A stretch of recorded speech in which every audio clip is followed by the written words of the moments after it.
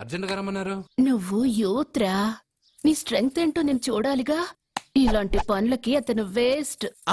మీ ఇంటికి వస్తున్నాడే 20+ ఆయన ప్లస్ చేసుకున్నావు అనుకో, నీ లైఫ్ హ్యాపీగా ఉంటది.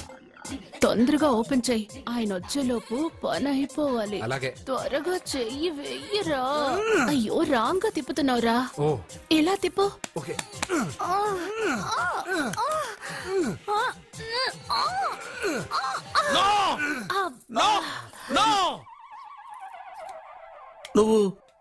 నువ్వు తెరవమన్నది మూతనే.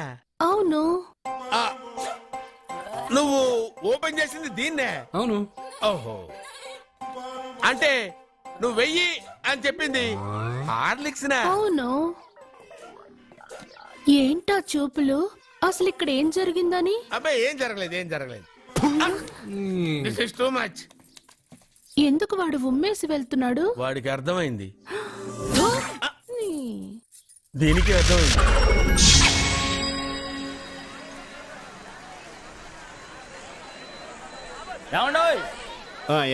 ఏంటి బుకింగ్ ఎప్పుడు తెరుస్తారండి? టికెట్లు ఇచ్చే ముందు. అదే టికెట్లు ఎప్పుడు ఇస్తారని. బుకింగ్ తెరిచాక. పని పడలేదు. ఈ మేనేజర్ అవతారం ఎక్కడ చచ్చాడు.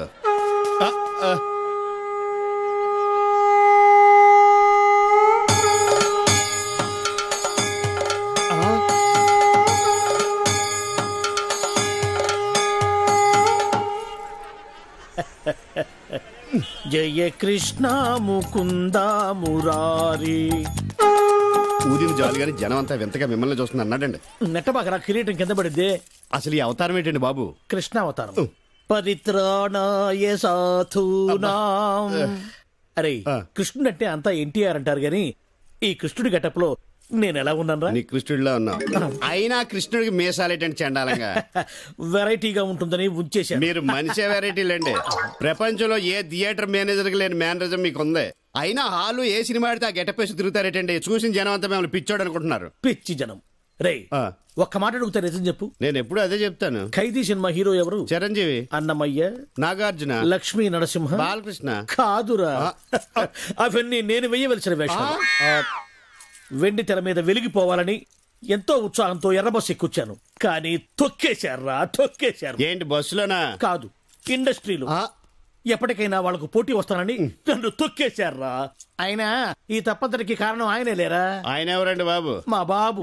మిమ్మల్ని పుట్టించడమే తప్పంటారా? అది కాదురా, ఆయనే గనక ఆ రోజుల్లో సినిమాలో హీరో అయి ఉంటే నేను ఈ పాటికి అందరి చేత బాబు బాబు అని పిలిపించుకోకపోయేవాడినా. తెర మీద వేయవలసిన వేషాలు బయట వేసేవాడిని. అయినా నాకు తెలియక అడుగుతాను, మీకు ఈ మేనేజర్ పోస్ట్ ఎవడిచ్చాడండి? ఈ థియేటర్ ఓనర్ దుబాయ్ లో సెటిల్ అవుతూ నమ్మకంగా ఉంటానని నన్ను మేనేజర్ చేశాడు. ఎక్కడో ఉండి చప్పట్లు కొట్టించుకోవాల్సిన నేను ఇక్కడ అంటే గుర్తుకొచ్చింది. ఇప్పుడు మనం టికెట్ లేట్ అయితే జనం మనల్ని కొట్టిలే ఉన్నారు. అదేంటండి, ముందు బ్లూ ఫిల్మ్ లాగా వెనకాల ఆర్ట్ ఫిల్మ్ లాగా ఈ రంగు ఏంటి? తెచ్చిన రంగు ముందుకే సరిపోయిందిరా. అబ్బా, పుట్టుమచ్చ కూడా ఉంది. అవును, ఎన్టీఆర్ కూడా కరెక్ట్ గా ఇక్కడే ఉంటుంది కదా. ఇంకా పెద్దదిలేండి. సరేగా ఇది విను. ఎలా ఉందిరా నా శంఖారావం? మూల శంఖారావంలా ఉంది. నా గెటప్ బాగుందని నీకు జలసి? మామూలు జలసి కాదు, లాలా జలసి. నేను డబ్బు కంటే పేరు కోసం ఎదురు చూసే మనిషిని. మీ అమ్మగారు నిద్ర జబ్బు తగ్గిస్తే నా కంట్రీ లెవెల్లో పేరు వస్తుంది. కాకపోతే నేను మీ ఇంట్లో ఉండి ఆవిడ అబ్జర్వ్ చేయాలి. నా స్టైల్లో ఇన్వెస్టిగేటివ్ ట్రీట్మెంట్ చేయాలి. ఇన్వెస్టిగేటివ్ ట్రీట్మెంటా? ఎస్. పేషెంట్ కి నేను డాక్టర్ అన్న విషయం అస్సలు తెలియకూడదు. తెలిస్తే వాళ్ళు ఫ్రీగా ఉండరు. అప్పుడు నేను నా ఇన్వెస్టిగేటివ్ ట్రీట్మెంట్ అస్సలు చేయలేను. ఓహో, సరే, తెలియకుండా జాగ్రత్త పడదాం. బయలుదేరదామా?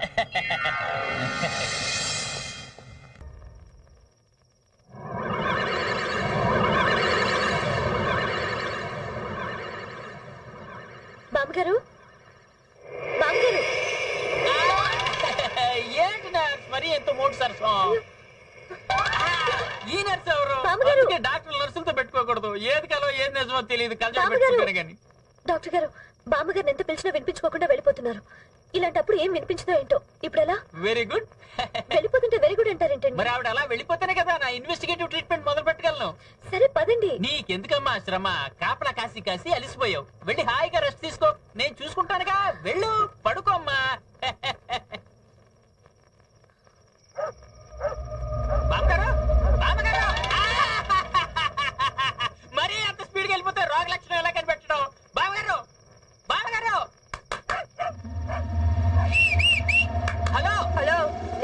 టీజింగ్ చేస్తున్నావా? ఈవ్ టీజింగ్ ఆవిడ ముసల్దండి. అంటే ముసల్దాన్ని కూడా వదలవా? అబ్బా మీరు అపార్థం చేసుకుంటున్నారు. లేదు, ఇప్పుడే అర్థం చేసుకుంటున్నావు నిన్ను. నేను ఒక రకమైన ట్రీట్మెంట్ ఇస్తున్నాను.